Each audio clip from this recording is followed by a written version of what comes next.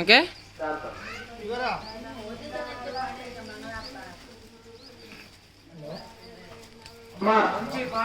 అమ్మవారికి కళ్యాణం అయింది, తలంబ్రాలు అయ్యాయి. ఇప్పుడు అమ్మవారు సీతమ్మ వారు కన్య ఎక్కడికి వెళ్తుంది? అయ్యగారింటికి వెళ్తుంది. మంచి పాట పాడుతూ వెళ్ళాలి. మేము అష్టోత్తరం చదువుతాము, మీరు పాడుతూ ఉండండి. ఎక్కడే అంతే